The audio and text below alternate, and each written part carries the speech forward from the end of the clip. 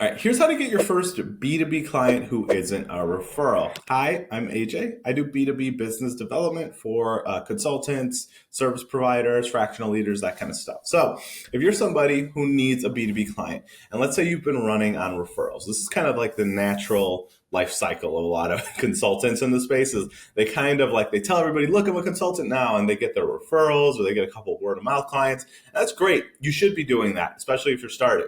But after they start and maybe they run a few engagements and they have a few deals and some clients fall off, now they're back kind of to square one where they're like, hey, I don't have any like more people in my network, right? And because a lot of times they got sucked into doing this actual work, they don't have any sort of sales pipeline. So what I would, the purpose of this video is to show you or to explain to you how you can get your first client who isn't a referral, who is somebody who's maybe never heard of you before. Okay. So the first thing you want to do is make sure you have some form of online presence that makes it clear what you do.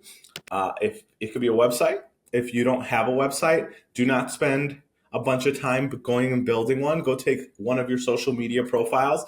Typically, LinkedIn or Instagram or even Facebook would work really well, and treat that as like a mini website for what you do. If you have your personal one and you're like, look, I really want my pictures of cats out there. People need to know about my cats. And I don't want to mess up my brand built around my cats, then create a new page. It's totally fine. Just you need something out there that makes it clear what you do, who you work with, what results you've gotten, and that's it. So that's first, is have some form of like online presence. And then the second thing you would start to do is make sure you have like a clear offer to for new people to engage you, or a hard promise. This could be, I help B2B coaches increase their online presence using video in just 30 minutes a week, right? That's a very easy, simple promise. And that's back of the hand copywriting, but that's like a good place to start.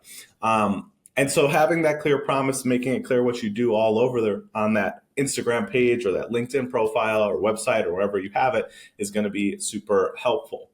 And then the next thing I would tell you to do is if you're on a budget is you have to start some form of business development. Now you can do it kind of two routes. You can do what's called inbound, which means you put out like advertisements. This could be, as broad as a commercial. More realistically, it would be like a Facebook or YouTube ad, all with the outcome of getting people to come to you. A lot of people in the space like to use what's called direct response marketing, which is like, it's almost infomercial style marketing in that like you want people to do something right now, whether it's like book a call with you or download a webinar or something like that, right? So that's inbound. Inbound's really cool because then they're coming to you with their need, but there's a lot of potential building and it costs money, right? You're going to have to run some sort of advertisement. So if you have a little bit of a budget or you have experience in that space, that's maybe one. The second choice I would do, and that's a little bit more cost effective, is outbound, right? Outbound marketing. So outbound marketing is you're going to the people and you're saying, hey, this is what I have to sell. This is how I can help you. Are you interested? I kind of think of outbound marketing a little bit as like a lemonade stand, or at least a good lemonade stand, because you got your kid out there with their lemonade and they're saying, hey, are you thirsty? Hey, do you want some lemonade, right? They're just straight up asking you, do you want what I sell? And so some of the upsides to that is you don't kind of waste time. You could start it tomorrow, right? You could tomorrow go reach out to 10 people who are potential clients for you and say, hey, I help X achieve Y using Z. Is that something you need, or do you know anybody who needs that? And if it is, then you can start a sales conversation potentially, right? You can start discovery and move forward through that. Now, the downside to doing outbound is that while it's a lot cheaper, it's sometimes really hard for people who have been used to referrals their entire life to now switch to a world where they have been told yes all the time and they're so great and oh my God, I'm so thankful I met you, to no thank you, oh I'm not interested, go away, fuck off if somebody's really intense, right?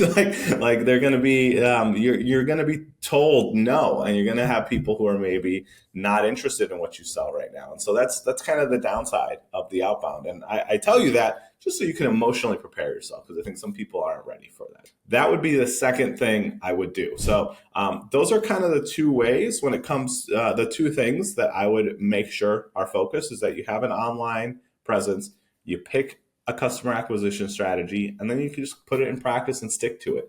I would stick to whatever your strategy is for like 90 days at least. That's going to give you some good data on what's working, whether you go the inbound paid like advertising route, or whether you go the outbound, straight to consumer, straight to customer route. Okay.